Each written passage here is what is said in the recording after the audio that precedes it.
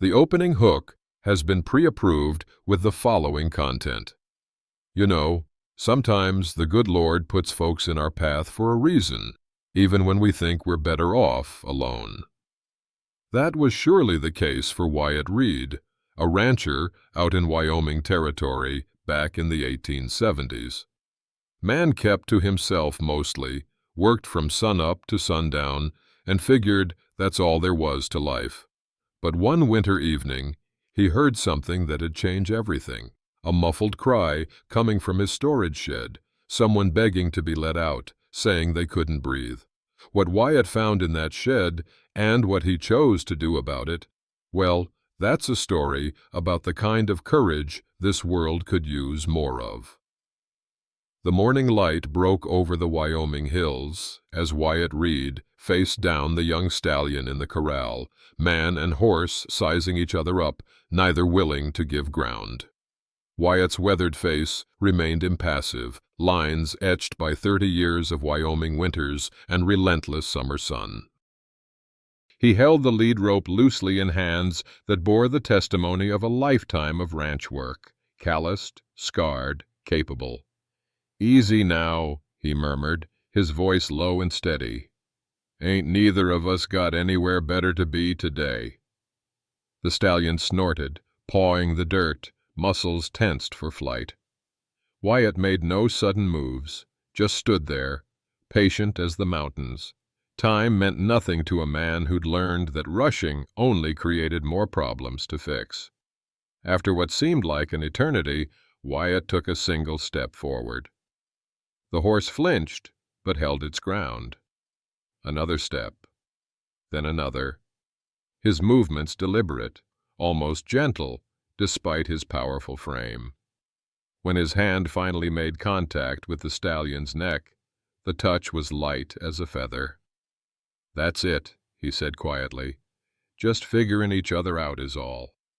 20 minutes later, the stallion was accepting the bit. Still nervous, but no longer fighting. Wyatt didn't rush, didn't force. Just kept his movement steady, his voice calm. By midday, he'd managed to get the saddle on without the horse bucking it off, a victory that had taken 3 days to achieve. Walking back to the fence, Wyatt noticed the broken section along the north pasture. 3 posts down, wire sagging. He rubbed his jaw thoughtfully, mentally cataloging what materials he had on hand. Lumber was precious out here, requiring a full day's ride to town. From the tool shed, he gathered what he needed. Some baling wire, a few lengths of cedar he'd been saving for another project, his worn hammer. Making do with what he had was as natural to Wyatt as breathing. He set to work, sweating under the afternoon sun, measuring twice before cutting the precious wood, ensuring the repair would hold through the coming winter storms. As he was tightening the final stretch of wire, a rider approached from the neighboring property. Tom Miller, a younger rancher who'd settled 10 miles east the previous spring. "Good afternoon, Reed," Miller called, dismounting stiffly. Wyatt nodded in greeting, driving the last nail home before setting his hammer down. "Miller? Got a situation with my cattle I can't figure. 3 dead since yesterday. No obvious cause. No wounds, no bloating. Just dead." Wyatt wiped his hands on his jeans. "Show me." Miller led him to his wagon, where a dead calf lay. Wyatt examined it carefully, checking the eyes, the mouth, feeling along the belly.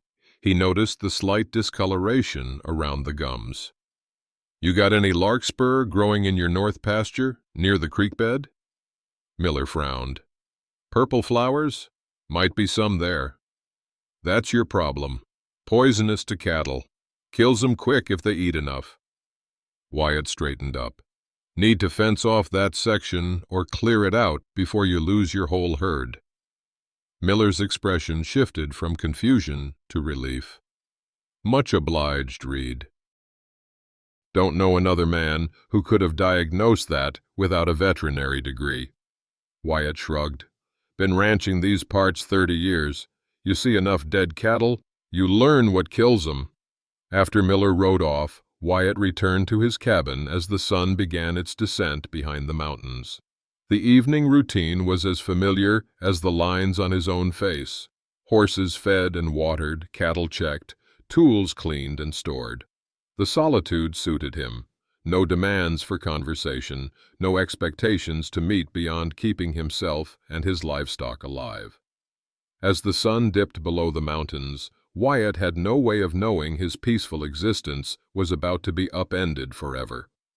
The need for supplies finally drove Wyatt into town the following week. He disliked these trips. Too many people, too much noise. But coffee, ammunition, and salt waited for no man's preferences. Sage Hollow barely qualified as a town. One main street, a handful of businesses, a church, and scattered houses. Wyatt tied his horse outside Jensen's general store, noting the cluster of men on the boardwalk, their conversation unusually animated. "Third ranch this month," one was saying as Wyatt approached. "Jeffries lost 12 head, Anderson lost 8. "Rustlers, has to be," another replied. "Too organized for wolves." Wyatt nodded briefly to the group and entered the store. Inside, Martha Jensen was tallying a ledger behind the counter.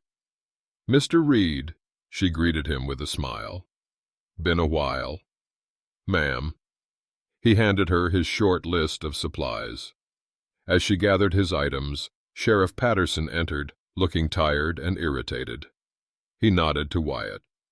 "Reed, surprised to see you in town." "Supplies," Wyatt answered simply. The sheriff grunted. "Heard about the trouble with rustlers?" "Just now. Outside. They're getting bold, hitting places closer to town." Patterson rubbed his jaw. "Any advice for the ranchers? You've been around longer than most." The store fell quiet. Though Wyatt rarely spoke, when he did, folks tended to listen.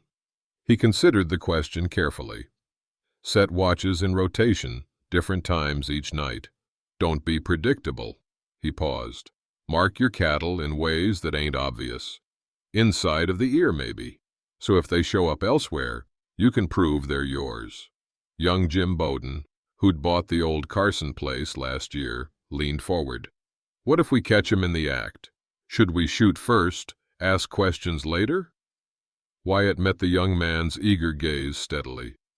"Ain't about getting even. It's about protecting what's rightfully yours without crossing the line." "But they're stealing from us," Bowden protested. "Man starts thinking he can be judge, jury, and executioner.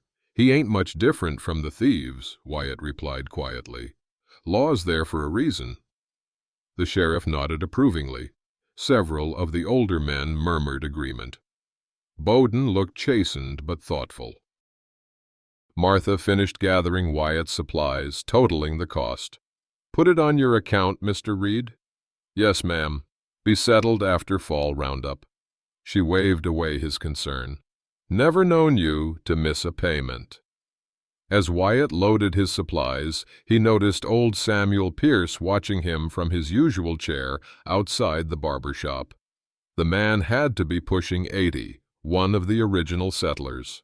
"Reed don't say much," Pierce commented to no one in particular, "but when he talks, smart folks listen." Wyatt tipped his hat slightly in acknowledgement. As he prepared to mount up, he overheard the sheriff speaking with Patterson just inside the store doorway. "Third person gone missing along the stage route," Patterson was saying quietly. "Young woman this time, teacher headed to Fort Laramie. Stage driver swears she got on in Cheyenne, but never made it here." "You think it's connected to them others?" "Don't know, but something ain't right." People don't just vanish. Wyatt rode out of town, the conversation lingering in his mind. The world was changing, and not for the better. Thankfully, his ranch was remote enough that most troubles passed him by. Dusk had settled by the time Wyatt reached his cabin. The familiar routine welcomed him back, hanging his coat by the door, building up the fire in the wood stove, putting on coffee to brew. He cleaned his Winchester rifle with practiced efficiency before setting it in its place by the door. The coffee's rich aroma filled the small cabin as he removed his boots, easing the day's tension. Outside, his horses nickered softly in the corral. All was as it should be, quiet, orderly, predictable. After a simple meal of beans and salt pork, Wyatt carried his supplies to the storage shed behind the cabin.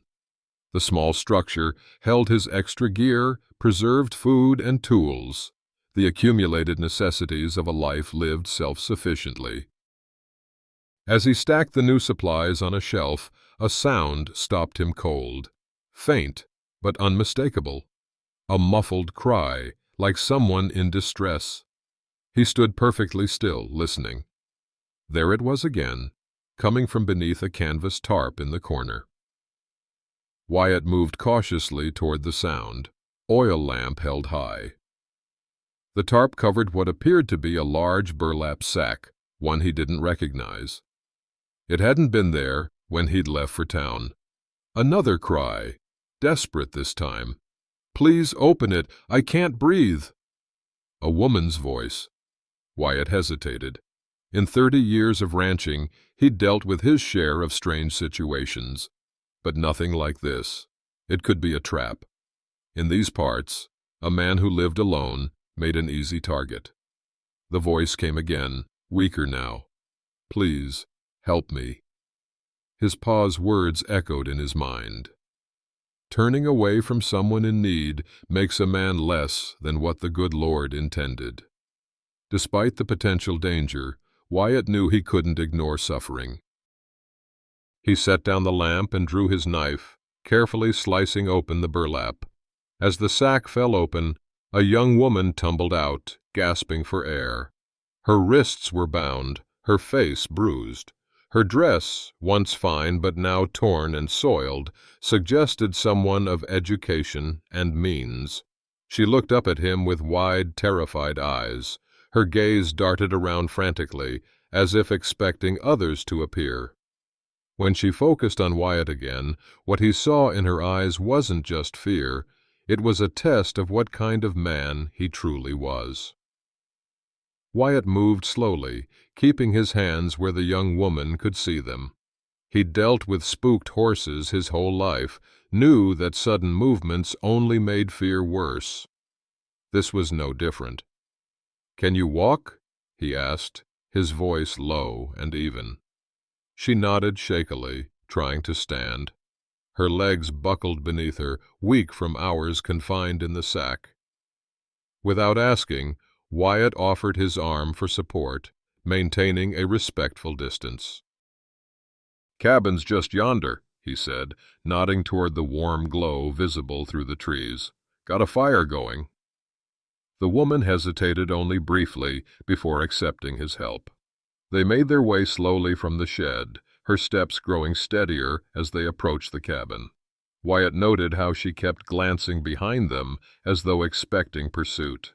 Inside, he guided her to the chair nearest the wood stove before stepping back to give her space. The lamplight revealed her more clearly now, young, mid-twenties perhaps, with the refined bearing of someone educated. Despite the dirt and bruises, there was a dignified set to her shoulders.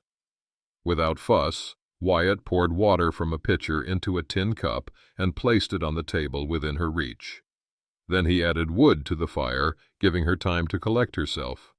"Thank you," she said finally, her voice still unsteady, but revealing an Eastern accent. Wyatt nodded, keeping his movements deliberate as he pulled a second chair to the table, leaving ample space between them. She flinched when he moved too quickly, the reaction of someone who'd learned hard lessons about trusting men. "Got some stew left," he offered. "Nothing fancy." Her eyes darted between him and the door.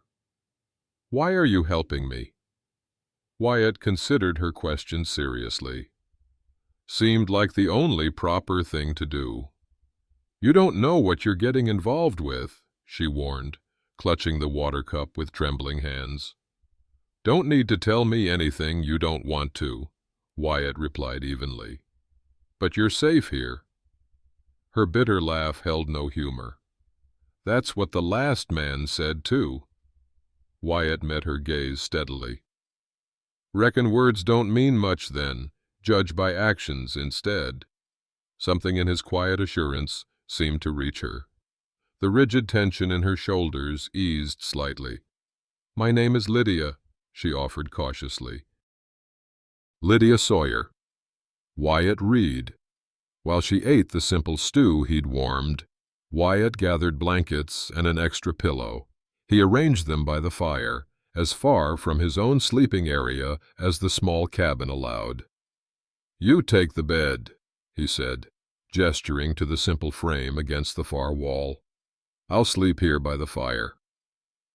Lydia started to protest, but exhaustion was etched in every line of her face. "Got some spare clothes, too," he added, placing a folded shirt and pair of trousers on the bed. "Too big, but clean." Before turning in, Wyatt checked all windows and the door, securing each carefully. He kept his movements unhurried, practical, the Winchester rifle he placed within easy reach of his makeshift bed. Lydia watched these preparations with a mixture of gratitude and lingering wariness. But when he finally settled on his blankets by the fire, keeping his back to her to offer privacy, she whispered, "Thank you, Mr. Reed." As the fire crackled in the night's silence, Wyatt listened to her breathing gradually slow into the rhythm of exhausted sleep. Outside, the Wyoming wind whispered warnings through the pines. For the first time in years, his solitude felt like a fragile thing. Dawn broke clear and cold. Wyatt had been up since first light, moving quietly to avoid waking Lydia. He'd fed the livestock, checked the property boundaries, and started coffee brewing before she stirred. It was during his perimeter check that he found them. Boot prints circling the cabin. Too many for one man. Fresh tracks from at least 4 horses leading away toward the eastern ridge. Whoever had left Lydia in his shed knew exactly where she was. Back inside, he found her awake, standing by the window in his oversized clothes, her face pale in the morning light. "They're coming back for me, aren't they?" she asked without turning. Wyatt didn't insult her intelligence with false assurances. "Appears so." He poured coffee into 2 cups, adding a spoonful of precious sugar to hers. The luxury seemed to surprise her. "Sugar's for special occasions," he explained. "Reckon having company qualifies." The small kindness brought unexpected moisture to her eyes. She blinked it away quickly. "I should leave," she said. "They'll kill you if they find me here." "Where would you go?" The question hung in the air between them. They both knew she had nowhere. Lydia's hands tightened around the coffee cup. "You deserve to know what you're facing." Over the next half hour, she told him enough to chill his blood. She'd been a school teacher in Boston, recruited for a position in Fort Laramie. The man who'd met her stagecoach in Cheyenne had credentials that appeared legitimate. But instead of continuing to Fort Laramie, she'd been drugged and taken to a camp where other women were held. "They're organized," she explained, her voice clinical now, distancing herself from the horror. "They supply women to mining camps and railroad crews, charge a premium for educated ones like me." Her voice faltered. "They were transporting 3 of us when I managed to escape during a stop. I didn't know where I was running. Just found your shed and hid." "How many men in their operation?" Wyatt asked, his mind already calculating. "I saw at least 8. Their leader is a man called Blackwood. He has connections with officials in the territory." Her eyes met his. "They won't stop looking. I've seen their operation. They can't risk me talking." Wyatt absorbed this information silently. The coffee in his cup had gone cold, forgotten. His pa always said a man who won't stand for something will fall for anything. 30 years in Wyoming had taught Wyatt to avoid other people's troubles. But this, trafficking women like cattle, went against everything he believed about right and wrong. "Sheriff in Sage Hollow's a decent man," Wyatt said finally. "Could take you there."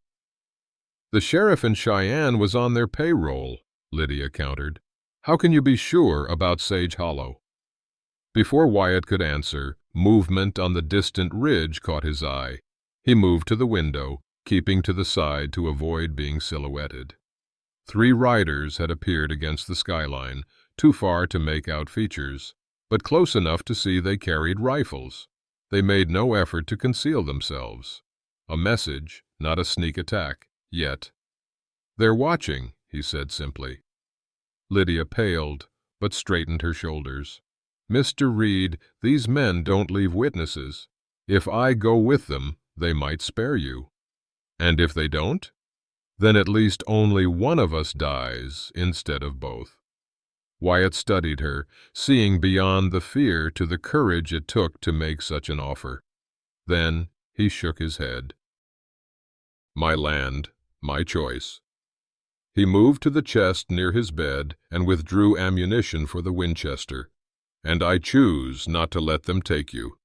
"You don't have to risk your life for me," Lydia protested. "They'll kill you." Wyatt continued his preparations, checking the rifle's action with practiced hands. "Some things a man can't live with himself for not doing," he said quietly. "This is one of them." The words triggered a memory. His mother's face the day they'd buried his father. Wyatt had been just 14 when influenza took him, but he remembered with perfect clarity what she'd said. "Your pa never walked away from doing what was right, even when it cost him. That's the legacy he leaves you, son." For years after his mother followed his father to the grave, Wyatt had lived by that code. Somewhere along the way, he'd retreated into isolation, telling himself it was simpler. But simple wasn't always right. By midday, Wyatt had transformed his cabin into a defensible position. Furniture barricaded vulnerable windows, water buckets stood ready in case of fire, ammunition was distributed to strategic points. He'd moved the horses to the hidden draw behind the barn where they couldn't be easily stolen or shot. Lydia helped without being asked, following his instructions with the same quiet determination he'd shown. When she handed him the loading tools for his shotgun shells, their eyes met in silent understanding. "They'll come at night," she said. Wyatt nodded. "Most likely." They worked together through the afternoon, preparing as best they could.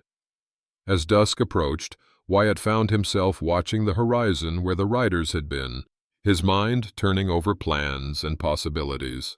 For a man who'd spent years avoiding entanglements with others, Wyatt found himself oddly at peace with the knowledge he might die protecting a woman he barely knew. Perhaps this was what his father had understood, that a life without purpose wasn't much of a life at all. The harsh light of dawn revealed their desperate situation. Wyatt stood at the cabin's edge, assessing what the night had brought. The traffickers had been busy. The water line to the creek had been cut, barrels slashed and emptied. Hoof prints showed they'd blocked the main trail with felled trees. They were being methodically isolated. "They know what they're doing," Wyatt observed, his voice betraying no emotion as he returned to the cabin. "Setting up for a siege." Lydia looked up from where she was checking their limited supplies. The borrowed clothes hung loose on her frame, but she moved with purpose, taking inventory with practiced efficiency. "How long can we hold out?" she asked. "Got enough food for a week? Maybe. Water's the problem." Wyatt gestured to their single remaining barrel. "They're counting on thirst driving us out." They sat at the small table, a crude map of the property between them. Wyatt had sketched it on butcher paper, marking their position and the likely locations of the traffickers. "There's something I didn't tell you yesterday," Lydia said, her fingers tracing the edge of the map. "Something you should know if you're risking your life." Wyatt waited, giving her the space to continue. I wasn't just any teacher. I was helping organize other women in Boston, factory workers mostly, fighting for better conditions, made some powerful enemies. She met his eyes. When the teaching position in Fort Laramie came, it seemed a perfect chance to start fresh. I never imagined. Her voice faltered, but she pushed on, describing the elaborate operation she'd witnessed. Women were just another commodity to these men, bought, sold, and discarded once their value diminished. Some destined for mining camps or railroad crews, others for establishments in growing frontier towns where wealthy men paid premium prices. Blackwood, their leader, he runs it like a business. He has ledgers, schedules, territories. They make thousands of dollars moving women from east to west. Her voice hardened. They killed a girl who tried to escape, made us all watch. Wyatt listened without interruption, giving her story the dignity it deserved. When she finished, silence filled the cabin, broken only by the soft crackling of the fire. "My folks came out here when I was 10, Wyatt said finally, surprising himself with the disclosure. Pa wanted land of his own. Ma just wanted him happy. Both gone now. Influenza took Pa when I was 14. Ma followed 3 winters later." Lydia studied him. "You've been alone a long time." "Got used to it." He traced a line on the map. "But some things a person can't get used to. Can't stand by watching." Their eyes met in silent understanding. Two people who'd lost much, but held to certain lines that couldn't be crossed. Despite the danger closing in around them, Wyatt felt a strange sense of purpose he hadn't known in years. "We're getting you to safety," he said, with quiet conviction, "whatever it takes." By midday, their situation had deteriorated further. Wyatt had spotted men positioned on 3 sides of the property. A shot fired from the ridge had narrowly missed him when he'd ventured to check the well, now confirmed poisoned with kerosene. Inside the cabin, resourcefulness became their only weapon. Wyatt counted and recounted ammunition, setting aside exactly what they needed and not a bullet more. Lydia fashioned extra bandages from a spare shirt, rolling them with practiced precision. "Never seen a schoolteacher handle bandages like that," Wyatt remarked, watching her deft movements. "My father was a doctor," she replied, not looking up from her work. "Didn't approve of my becoming a teacher, but couldn't stop me learning his trade, too." When she finished the bandages, she moved to the map, studying it with a strategic eye that surprised him. "If they have men here, here, and here," she said, pointing to locations, "then this section to the south might be less guarded." Wyatt nodded, a rare smile briefly softening his weathered features. "Reckon your father'd be proud now. That mind of yours sees what others miss." Their moment of connection was shattered by the sound of gunfire. Wyatt moved to the window, keeping to the side as he peered out. His expression darkened. "They're shooting the cattle," he said, his voice tight with controlled anger. Through the small window, they could see men driving the panicked herd toward the poisoned water source. One by one, the animals dropped. It wasn't just destruction of property. It was a message. They would take everything before they took him. Wyatt's jaw tightened, but his voice remained steady. "They think they're breaking me. Don't know much about ranching." He turned to Lydia. "Cattle can be replaced. People can't." His calm in the face of such calculated cruelty revealed more about his character than any words could have. This wasn't just about protecting Lydia anymore. It was about standing against men who saw life, human or animal, as disposable. As evening approached, Wyatt took stock of their dwindling resources. Water for maybe 2 days. Food that would last longer. 6 rifle rounds, 12 for the shotgun, and his sidearm with 15 bullets. not enough to fight their way out against 8 armed men. The walls of the cabin seemed to close in around them as darkness fell. Neither spoke the truth they both knew. They were running out of options. Night brought a heavy silence, broken only by the occasional distant whinny of horses, the traffickers letting them know they were still out there, waiting. The single lamp cast long shadows across the cabin walls as Wyatt and Lydia sat at the table, the remnants of their meager dinner between them. "They'll make their move tomorrow," Lydia said quietly. "They won't wait much longer." Wyatt nodded, his face illuminated by the soft lamplight. He looked older tonight, the weight of their situation etched in the lines around his eyes. "My ma used to say, 'The good Lord don't give us burdens without providing a way through,'" he said, almost to himself. The words of his mother's favorite Bible verse came back to him. "Come unto me, all ye that labor and are heavy laden, and I will give you rest." He hadn't thought of that verse in years. He rose abruptly, moving to the corner of the cabin. Kneeling, he pried up a floorboard that looked no different from the others, revealing a small space beneath. "Old Samuel Pierce owned this place before me," he explained, reaching into the hiding spot. "Was part of the Underground Railroad before the war, helped folks escape to freedom."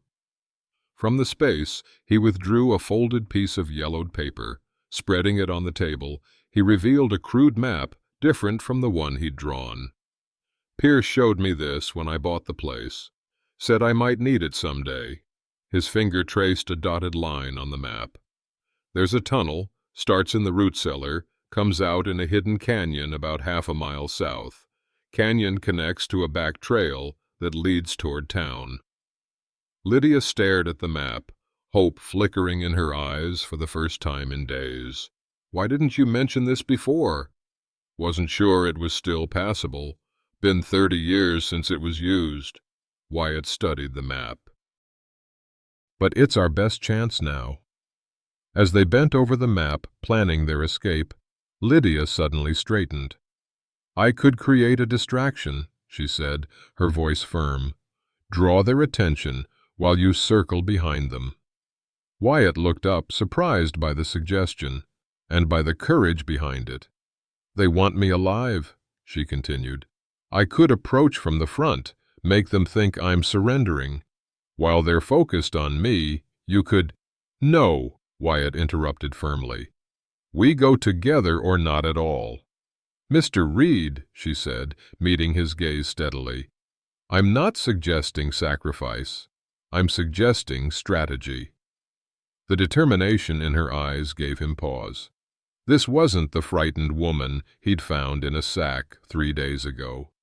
Here was someone whose strength matched his own, albeit in different ways. "Tunnel's our first option," he said finally, "but I'll keep your idea in mind." Sometimes the best plans need adjusting. They spent the next hour preparing, gathering only what was essential: water, ammunition, a few supplies that could fit in pockets. The tunnel would be tight, leaving no room for luxuries. As midnight approached, they sat by the dying fire, the lamp extinguished to preserve oil. In the darkness, their voices were soft, almost intimate. "What will you do after all this?" Lydia asked. "Never thought much beyond the next season," Wyatt admitted. "You?" "I thought I knew once, now." She paused. "I just want to live free. The rest, I'll figure out after." A comfortable silence settled between them. Two people with different pasts, but for this moment at least, a shared future, however uncertain that might be. "We leave at first light," Wyatt said finally. "Less chance they'll expect movement then."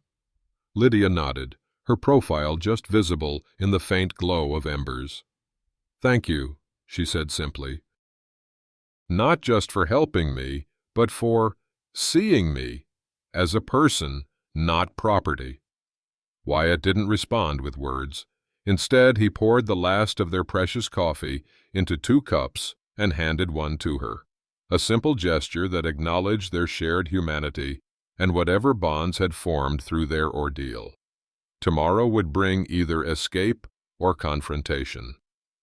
But tonight, in this quiet moment, 2 wounded souls recognized something valuable in each other, something worth fighting for. The false dawn painted the eastern sky in muted grays as Wyatt and Lydia made their final preparations. They moved silently, every gesture deliberate. Wyatt shouldered a small pack containing their remaining water and ammunition.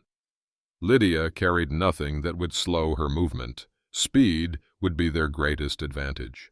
The trapdoor to the root cellar creaked despite Wyatt's careful handling. Both froze, listening for any reaction from outside. When no sound came, Wyatt descended first, oil lamp held low to illuminate the earthen steps. Lydia followed, pulling the door closed above them. The cellar smelled of damp earth and old potatoes. Wyatt moved to the far wall, running his hand along the rough-hewn timber until he found what he sought, a small notch almost invisible to the casual observer.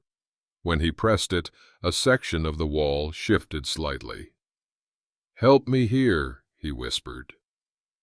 Together, they pushed against the hidden door. It gave way reluctantly, decades of disuse evident in its stubborn resistance. Beyond lay a narrow tunnel, barely tall enough for Wyatt to stand upright, shored up with timber supports that had held firm since before the Civil War. "Watch your head," Wyatt cautioned, ducking into the passage. "Follow close. If the lamp goes out, stop and wait." The tunnel stretched before them, a testament to desperate courage from another era. Men and women had crawled through this dark passage toward freedom, guided by nothing but faith and the helping hands of strangers. They moved steadily, the lamp casting eerie shadows that danced along the earthen walls. The air grew thinner as they progressed, musty with age and disuse. Twice they encountered cave-ins that narrowed the passage to a tight squeeze. Wyatt went first each time, testing whether the space would accommodate his broader frame before helping Lydia through.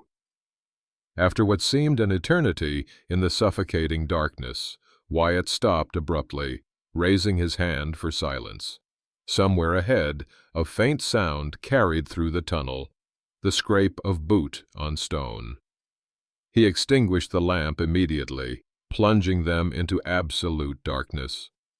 In the blackness, he felt Lydia's hand find his arm, steady and sure. They stood motionless, barely breathing as the sounds grew clearer.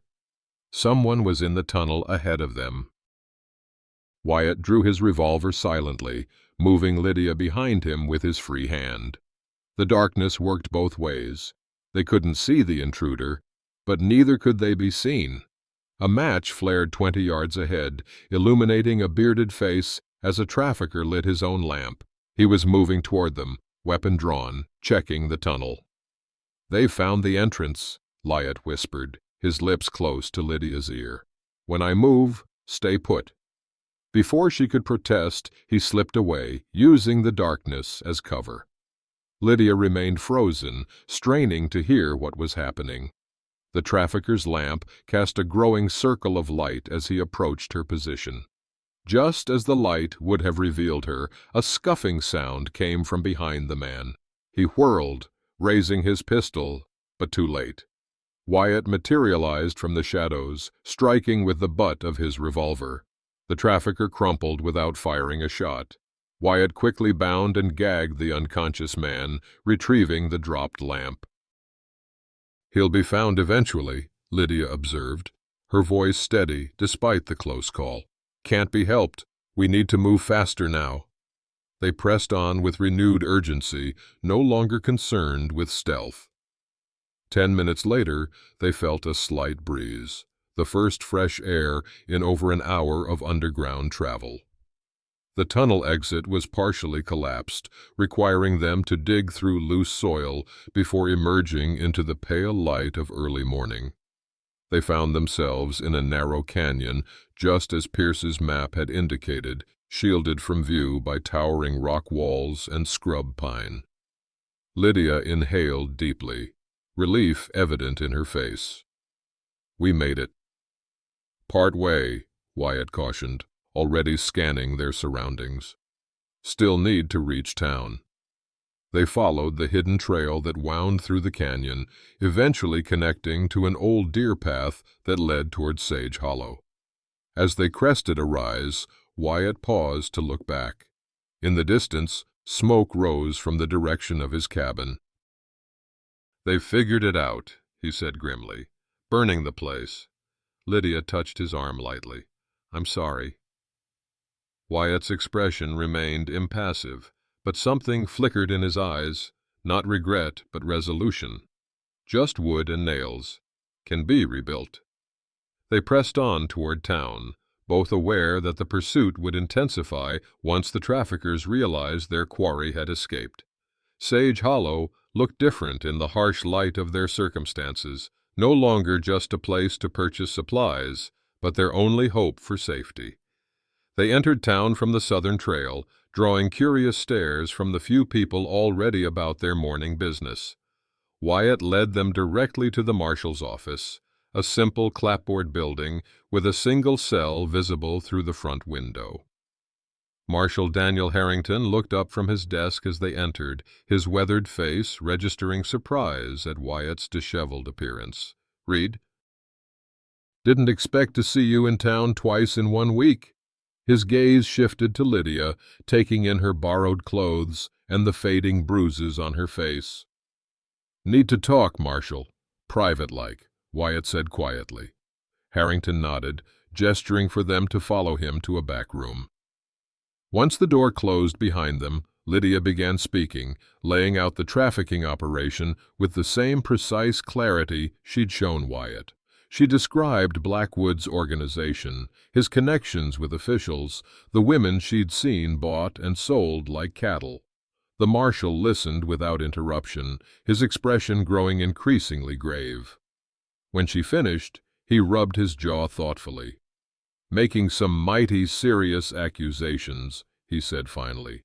"These men have friends in high places." "Truth doesn't change depending on who believes it," Wyatt replied steadily. Harrington studied him for a long moment. "No," he said slowly, "I reckon it doesn't at that." He rose, moving to a locked cabinet from which he withdrew a bottle and 3 glasses. Pouring a measure in each, he handed them to Wyatt and Lydia before taking his own. 26 years wearing this badge," he said, gesturing to the tarnished star on his chest. "Was a Texas Ranger before that. Seen most kinds of evil men can do to each other." He sipped his whiskey. "But trafficking women, that's a special kind of wickedness." "Will you help us?" Lydia asked directly. The marshal set down his glass. 2 months ago, a girl came through here, 16, maybe 17, said she was looking for her sister who'd gone missing from a stagecoach. No one believed her, thought she was just another runaway spinning tales. His eyes met Lydia's. She left town the next morning, found her body 3 days later, not 5 miles out, officially ruled it a wild animal attack. "But you knew better," Wyatt stated, not a question. Harrington nodded grimly, wasn't in a position to prove otherwise. "But I've been watching, waiting." He straightened his shoulders. "Reckon that wait just ended." Relief crossed Lydia's face as the marshal continued. "Got 2 deputies I trust with my life. Between us, we might stand a chance against Blackwood's men." He fixed Wyatt with a steady gaze. "But I need to know you're prepared for what's coming. These men won't surrender quiet-like." "Already burned my home," Wyatt replied. "I'm in this till it's finished." By midday, a plan had taken shape. Marshal Harrington had summoned his deputies, brothers named Colton and Jesse Morgan, both former cavalry scouts with steady hands and quiet determination. Together with Wyatt, they pored over maps of the area, identifying likely approaches Blackwood might take. Lydia contributed crucial information about the traffickers' methods and habits. Blackwood keeps detailed records, she explained. Locations, payments, names of officials on his payroll. If we can capture those ledgers, it's not just these men who'll face justice. How many men total? Deputy Colton asked. At least 8 that I saw, possibly more. Odds aren't favorable, the marshal observed. They improve if we choose the battlefield, Wyatt said, pointing to a spot on the map. Narrow pass here, where the trail enters town from the east. Set up there, we control who comes through. As the day progressed, others joined their effort, not many, but enough to matter. The blacksmith offered his shop as a secure location for Lydia. Old Samuel Pierce volunteered his rifle and decades-old sharpshooting skills. Martha Jensen from the general store provided supplies without question. Small gestures of support accumulated like raindrops forming a river, each person making the choice to stand against evil rather than look away. It reminded Wyatt of something his father had said long ago. Most folks will do right if someone just shows them how to start. By evening, their preparations were as complete as possible. The town had been quietly transformed into a defensible position, with lookouts posted and escape routes established. Tomorrow would bring Blackwood and his men, but tonight had granted them precious time to prepare. In the small room behind the marshal's office, Wyatt found Lydia studying the maps one final time. The lamplight softened her features, revealing not just the educated teacher she had been, but the determined fighter she had become. "Should try to rest," he suggested. "Tomorrow will come soon enough." She nodded, setting aside the map. "Do you think we have a chance?" Wyatt considered the question seriously. "Better than we did yesterday." A small smile touched her lips. Not exactly overwhelming confidence. Never been one for false promises. "No," she agreed. "That's why I trust you." The simple statement hung in the air between them, carrying weight beyond its few words. In the days since finding her in that sack, something had shifted between them, a connection forged through shared danger and mutual respect. "If we make it through this," Wyatt said slowly, "what then?" Lydia studied him, understanding the question beneath the question. "I haven't thought much beyond surviving." "Might be worth considering," he replied, his voice uncharacteristically hesitant. "After, I mean." The implications were clear. He was no longer simply planning for his return to solitude. For the first time in decades, Wyatt Reed was considering a future that included someone else. "Yes," she said softly, "I think it might be." Outside, the town settled into uneasy silence as night fell. Tomorrow would bring either justice or death. But in this quiet moment, 2 people who had expected nothing from life but survival found themselves contemplating something neither had dared hope for, a future worth fighting for. Dawn broke with a sense of cautious victory. The trap they'd set at the eastern pass had worked better than expected. 3 of Blackwood's men had ridden into town ahead of the main force, likely sent to scout their defenses. Instead, they'd ridden straight into Marshal Harrington's carefully planned ambush. From his position behind the blacksmith's forge, Wyatt had watched the precise execution of their strategy. Deputy Colton had emerged from behind a water trough, rifle leveled. Deputy Jesse had appeared on the rooftop of the general store, covering any potential escape. The marshal himself had stepped out from the shadows of the livery stable, his voice steady as he ordered the men to surrender. What followed was brief but telling. Two of the men had raised their hands immediately, recognizing the futility of resistance. The third, a hard-faced man with a scar running from temple to jaw, had reached for his pistol. Wyatt's shot had come a split second before the marshal's, both striking the man's shoulder, spinning him from his saddle before he could fire. Now the three traffickers sat in the town jail, their horses confiscated, their weapons locked in the marshal's cabinet.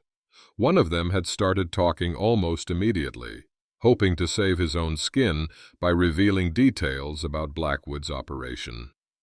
"Blackwood's running scared," Marshal Harrington reported, joining Wyatt outside the jail. "According to our friend in there, he's never had someone escape and identify him before. He's ordered extra men from their operation near the railroad camps." "How many total?" Wyatt asked. 15, maybe 20. More than we expected." The marshal's expression was grim, but determined. "But we've got what we didn't have before. Proof that one in there has already signed a sworn statement. Names, dates, corrupt officials." Wyatt nodded. It wasn't just Lydia's word anymore. They had concrete evidence that could bring down not just Blackwood, but his entire network of protection. Inside the telegraph office, Lydia was helping the operator send messages to federal marshals in Cheyenne and territorial officials known to be honest, her education and precise language proving invaluable in crafting the formal requests for assistance. When she finished, she joined Wyatt on the boardwalk outside, a cautious smile lighting her face. "It's done. Help should arrive within 2 days." For a brief moment, standing in the morning sunlight with the immediate danger contained, Wyatt allowed himself to consider possibilities beyond survival. The way Lydia's eyes reflected the blue Wyoming sky, the quiet competence she'd shown throughout their ordeal, the gentle strength that matched his own, these things stirred forgotten parts of his heart. "What happens after?" he asked, echoing their conversation from the previous night. Her smile deepened. "I think I'd like to see your ranch rebuilt. Properly this time." Something shifted in Wyatt's chest, a lightness he hadn't felt in decades. Before he could respond, Marshal Harrington approached, his expression suddenly grave, a yellow telegram form clutched in his hand. "Just got this from the station agent in Rawlins," he said, his voice tight. "Blackwood and at least 15 heavily armed men were spotted boarding a private train car yesterday evening. They'll reach our siding by nightfall." The brief moment of hope evaporated like morning dew under a harsh sun. Wyatt took the telegram, reading the terse warning with growing concern. "He's bringing in hired guns," the marshal continued. "Professional killers, by the sound of it." "What about the federal marshals?" Lydia asked. 2 days away at best." Harrington's weathered face showed the strain of calculation, of weighing impossible odds. "We need to evacuate the town, get the women and children to safety, at least." By midday, a solemn exodus had begun. Families packed what they could carry, heading for neighboring settlements or dispersing to outlying farms. Those who remained were few but determined. The marshal and his deputies, old Samuel Pierce with his ancient rifle, the blacksmith, and 3 other men who refused to abandon their homes, and Wyatt himself. Lydia had been urged to leave with Martha Jensen and the other women, but she'd refused. "I've been running from these men for too long," she'd said with quiet dignity. "I won't run anymore." As dusk approached, they made final preparations, distributing ammunition and assigning positions. The sense of impending doom hung heavy in the air, but beneath it ran a current of resolute purpose.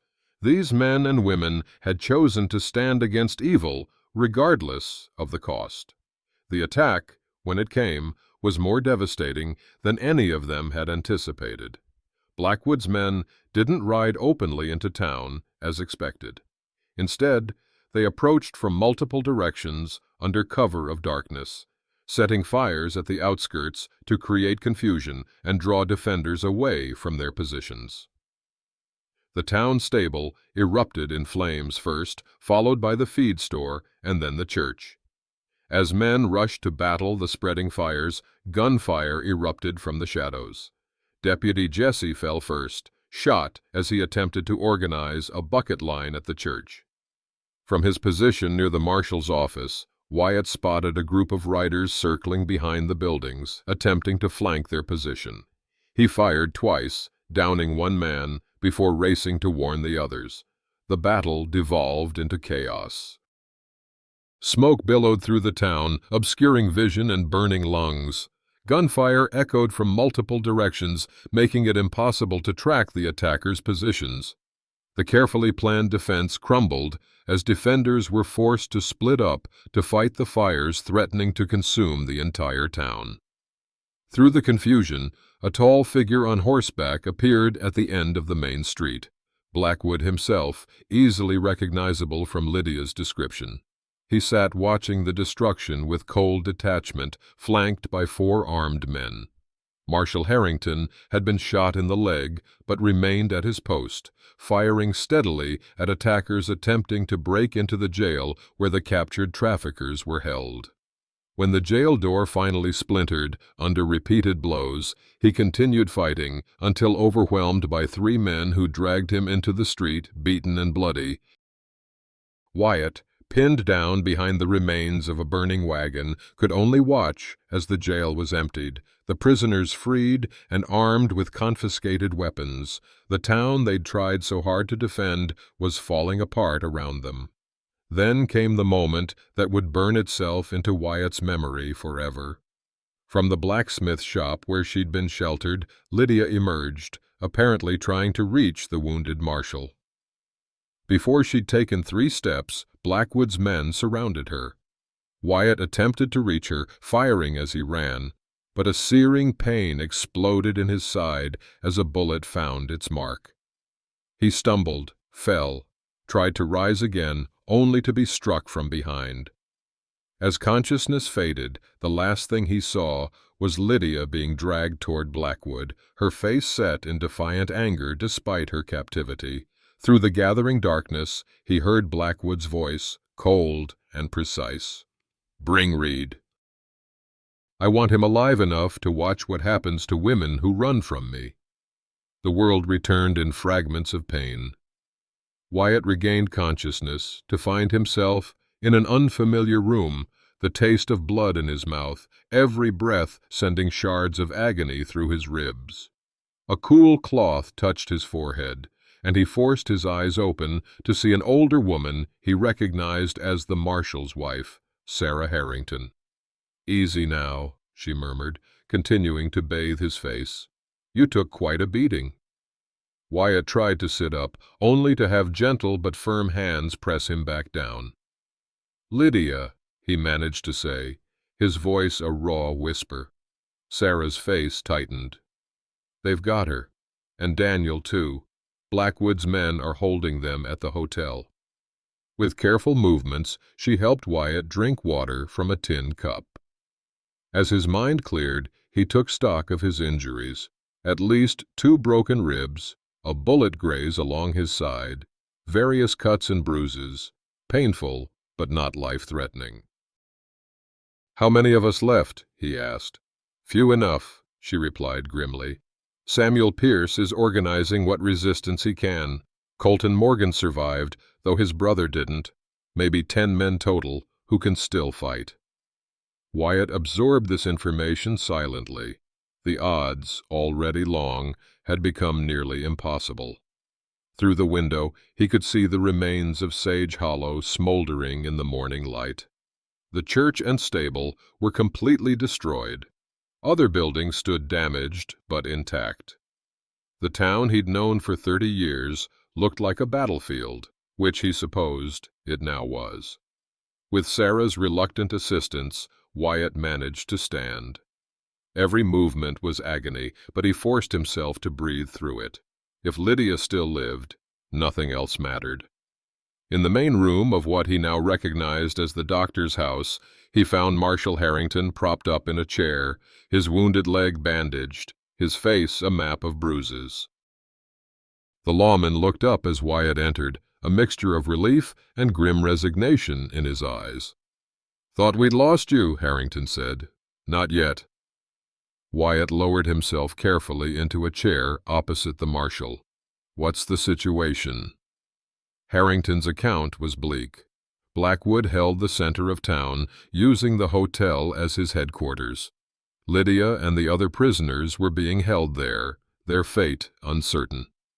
The telegraph lines had been cut, preventing any further communication with outside help. "Blackwood sent a message," Harrington added. "Said he'd execute Lydia publicly at noon unless you surrender yourself." Wyatt absorbed this information without visible reaction, though something cold and hard formed in his chest. "No shame in knowing when you're outmatched," the marshal said quietly, studying Wyatt's face. "Never much cared about the odds," Wyatt replied, "just whether the cause was right." A ghost of a smile touched Harrington's battered face. "Figured you'd say something like that." Together they sat in silence, two injured men contemplating what seemed like certain defeat. Outside, the morning advanced toward the promised execution time. Whatever plans they made now would be their last. Wyatt's thoughts turned to his ranch, now burned to ashes, and the solitary life he'd built there. He'd spent decades avoiding connections, telling himself it was simpler that way, safer. Now, facing death for a woman he'd known less than a week, he couldn't bring himself to regret a single choice that had led him here. "My father used to say that how a man faces his final test tells the truth about his whole life," Wyatt said finally. "Reckon this is mine." The marshal nodded in understanding. "What'll you do?" Wyatt rose carefully, testing his strength. The pain remained, but seemed more distant now, overcome by purpose. "What needs doing?" he answered simply. As he moved toward the door, the marshal's voice stopped him. "Read. Whatever happens, it's been an honor." Wyatt nodded, acknowledging what both men knew might be a final farewell. Then he stepped outside into the sunlight, his mind already forming a desperate plan. Sometimes a man's finest hour comes after he's lost everything but his will to do what's right. As Wyatt made his way through the battered town toward what might be his last stand, he found himself oddly at peace. He'd lived alone, but he wouldn't die that way. And perhaps, in the end, that made all the difference. The abandoned livery stable became their sanctuary, the only building far enough from Blackwood's control, yet intact enough to provide shelter. Wyatt stood before the gathered townsfolk, 15 men and 3 women who had chosen to stay despite the danger. Their faces reflected uncertainty, fear mingled with desperate hope. "You all know what's happening," Wyatt began, his voice low but steady. "Blackwood's holding Miss Sawyer, and plans to kill her at noon. Wants to make an example." Martha Jensen spoke up. "We've sent for help. Federal marshals will come." "Won't get here in time," Wyatt replied simply. "Noon's 3 hours away." Jim Bowden, the young rancher, voiced what many were thinking. "What chance do we have against Blackwood's men? They're killers. We're just regular folks." Wyatt studied their frightened faces. He'd never been one for speeches, but the words came naturally now.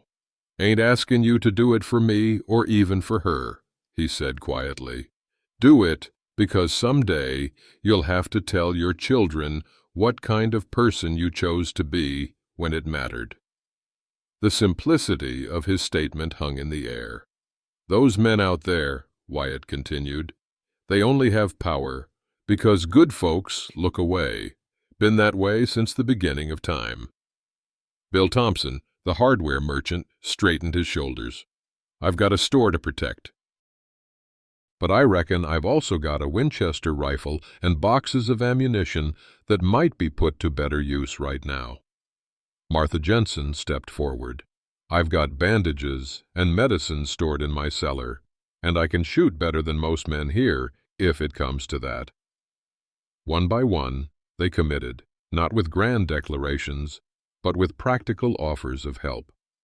The blacksmith had created caltrops to stop horses. The barber, a former Army medic, could tend the wounded. Jim Bowden knew the hotel's layout, having worked there as a boy. Wyatt watched as ordinary people found their courage, offering what they had, however modest. This wasn't bravado or revenge. It was community finding its conscience. In the doctor's back room, plans took shape around a makeshift map. Marshal Harrington, propped up with his wounded leg extended, offered tactical advice born from decades of experience. "Blackwood's men control these 3 buildings," he said, marking positions. "Hotel's their stronghold.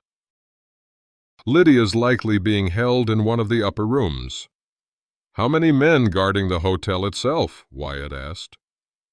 "At least 6 outside, probably more inside," Deputy Colton reported. "They're professional, keeping regular patrols."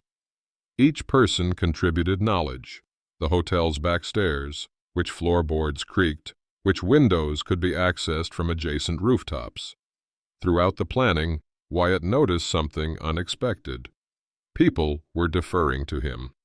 Questions directed his way, suggestions offered for his approval. Without ceremony, leadership had transferred to him, recognized through respect, earned rather than authority claimed. "We'll need a distraction," Wyatt said, pointing to the street approaching the hotel. "Something to draw attention away from the rear entrance." "I can help with that," offered the blacksmith. "Got enough black powder to make a commotion they won't ignore." As tactical details fell into place, Martha Jensen led them in a brief, simple prayer. Heads bowed around the table, a moment of silence connecting them. Wyatt, though not a church-going man, respected the comfort it brought others. As the group dispersed to their preparations, Marshal Harrington gestured for Wyatt to remain. "Never figured you for a leader of men, Reed," the marshal said with a hint of a smile. "Always pegged you as the lone wolf type." "Never looked for it," Wyatt replied. "That's usually how it finds the right ones." Harrington studied him. "I've worn this badge for nearly 30 years, spent my life upholding the law. But I've come to think there's something that matters even more." "What's that?" "Justice." The marshal's weathered face was solemn. "Sometimes they're the same thing. Sometimes they ain't." Wyatt nodded, understanding the distinction. Law was written by men. Justice ran deeper. "Whatever happens today," Harrington continued, "you've done right by that woman. By all of us." As the appointed hour drew closer, Wyatt found a moment of solitude on the doctor's back porch. The Wyoming sky stretched impossibly blue above Sage Hollow's scarred buildings. He filled his lungs despite the pain in his ribs, reminding himself what they were fighting for, not just Lydia's life, but the right of all people to live free under this vast sky. The journey from his isolated ranch to this moment seemed both improbable and inevitable. All his life, he'd chosen distance over connection, silence over engagement. Yet here he stood, at the center of a community's stand against evil. And Lydia. The thought of her kept returning, not just with concern for her safety, but with something he'd nearly forgotten how to feel. In her, he'd recognized not just courage or intelligence, but a kindred spirit, someone who understood standing alone when necessary, yet valued connection when freely chosen. Samuel Pierce, the town's eldest resident, joined him, an ancient Winchester rifle cradled in gnarled hands. "Been saving this old rifle for something worthwhile," Pierce said. Might not make it through this, Wyatt said candidly. The old man's laugh was dry as autumn leaves. Son, everybody dies. Question is what they lived for. Around them, the town had come alive with purposeful activity. The blacksmith at his forge, women preparing bandages, men checking weapons. What Wyatt observed wasn't just preparation for battle, but something more profound, a community remembering its own strength. As the sun climbed higher, they gathered one final time. Before they separated, Wyatt looked at each face, farmers and shopkeepers, women and men, young and old, ordinary people who had found extraordinary courage. Remember, he said simply, we're fighting for more than just one life today. As they moved toward their positions, the eastern sky brightened with approaching noon. First light revealed not just a handful of people, but something Wyoming hadn't seen in those parts before, a community bound by something stronger than fear. The midday sun cast harsh shadows across Sage Hollow's main street as Blackwood's men dragged Lydia to the makeshift gallows. Blackwood himself stood nearby, immaculately dressed, watching with cold detachment as his men bound her hands. From his position behind the remains of the feed store, Wyatt observed the scene with steady eyes. Around him, members of their improvised resistance waited. The blacksmith's diversionary explosion was set. Old Samuel Pierce had taken his position on the mercantile roof, ancient rifle ready. Deputy Colton crouched in an alley across the street, prepared to provide covering fire. Martha Jensen's signal from a window confirmed Lydia was secured, but not yet in immediate danger. They had minutes, not seconds. At Wyatt's nod, the first phase began. The blacksmith's charges detonated at the edge of town, drawing the attention of several of Blackwood's men who rushed toward the disturbance, dividing their forces. Wyatt signaled the second phase. Jim Bowden and 3 others emerged from concealment at the opposite end of the street, firing into the air, creating the impression of an attack from multiple fronts. More of Blackwood's men turned, confused by the apparent assault.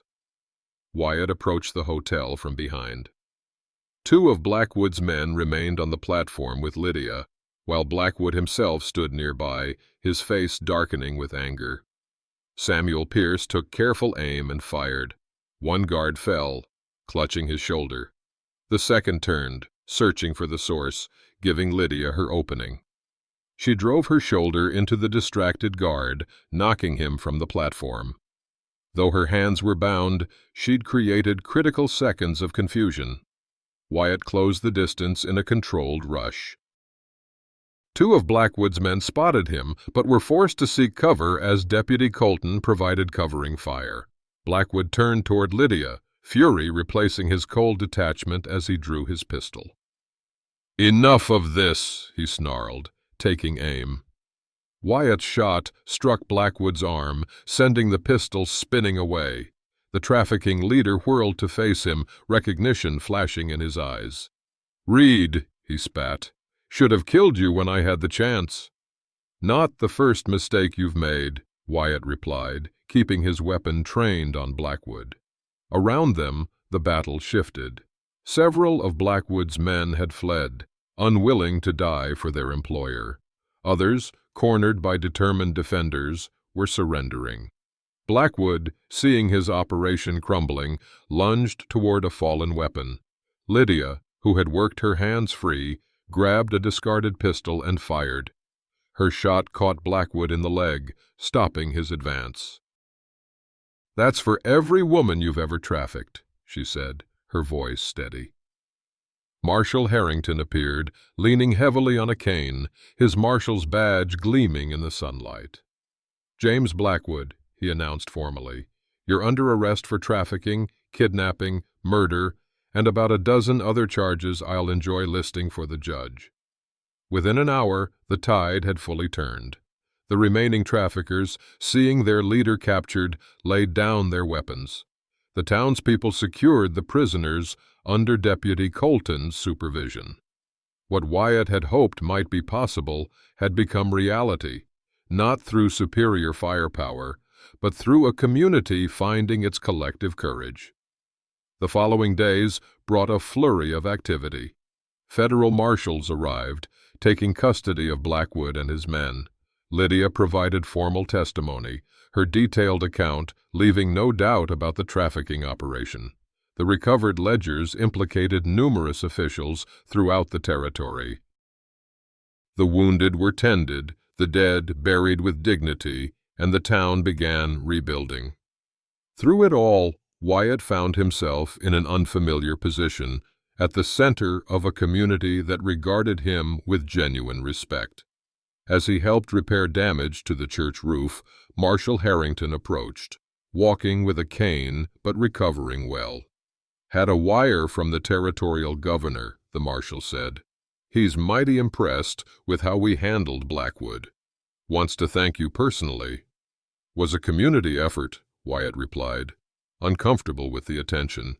"A community that followed your lead," Harrington countered. "County could use a man like you wearing a badge." Wyatt considered the offer. A month ago, it would have been unthinkable. Responsibility for others, a public role, constant interaction. Now, his perspective had shifted. "Appreciate the offer," he said finally, "but reckon I've found something that matters more than a title." The marshal followed his gaze to where Lydia was helping organize supplies. She looked up, meeting Wyatt's eyes, a smile of understanding passing between them. Spring came early to Wyoming that year. On a hillside overlooking what had once been Wyatt's ranch, a new cabin stood nearly complete. Larger than the original, with proper glass windows and a wide porch facing the mountains, it represented more than shelter. It was a declaration of faith in the future. Wyatt set the final boards of the porch railing in place, while Lydia arranged their modest belongings inside. They had been married 2 weeks earlier in Sage Hollow's rebuilt church, a simple ceremony attended by many who had stood with them against Blackwood. The community's support had been unexpected but welcome. The blacksmith had forged new hinges. Martha Jensen had sewn curtains. Old Samuel Pierce had gifted them a rocking chair for the porch. Even Jim Bowden had contributed 2 young horses to replace those Wyatt had lost. As he drove the final nail, Wyatt surveyed the land spreading before him. The cattle would arrive next week, a small herd to start, but enough to rebuild. The fields needed planting, fences required mending, a barn would need to be raised before winter. Lydia joined him on the porch, slipping her hand into his as they looked out over their land. "What are you thinking?" she asked. "Thinking this place might grow," he replied. "Not just cattle and crops. Might be a place where folks who need a fresh start could find one." She nodded, understanding immediately. "A safe haven." "Something like that. Land's big enough. Could build more cabins eventually." The idea had been forming gradually. A place not just for them, but for others who needed what they'd found. Safety, purpose, community. Perhaps even women like those Lydia had seen in captivity, needing a place to heal and rebuild. "I think that's a fine idea, Mr. Reed," she said, leaning against his shoulder. As the setting sun painted the Wyoming sky in gold and crimson, Wyatt reflected on his journey. From solitary rancher to reluctant rescuer to community leader, each step had seemed impossible until taken, each choice leading to this moment. In the distance, Marshal Harrington approached on horseback, making his regular visit from town. Wyatt raised his hand in greeting, feeling something that had been absent for most of his life, a sense of belonging. Under the vast Wyoming sky, two people who had known more than their share of hardship had found a home worth building, a purpose worth serving, and a love worth protecting, a life founded on courage, strengthened by community, and sustained by love. You know, there are times in this world when darkness seems to be winning. Times when doing what's right costs everything a person has. We've all faced those crossroads where the easy path beckons, but something deeper calls us to stand firm. Wyatt Reed started out just wanting to be left alone. Ended up finding that sometimes the very connections we avoid are what save us in the end. Ain't that the truth for so many of us? We build our fences high, tell ourselves we're better off keeping the world at arm's length, only to discover that no person is an island entire of itself. We've all got choices like that, moments when we decide what kind of person we're going to be when it matters most. The test of character isn't what we do when things are easy. It's what we do when doing right means losing something: comfort, safety, convenience. Under that vast Wyoming sky, two people who'd known more than their share of hardship found something worth building a life around: each other. And maybe that's the truest kind of victory there is. Not the battles won or enemies defeated, but finding something that makes all the struggle worthwhile.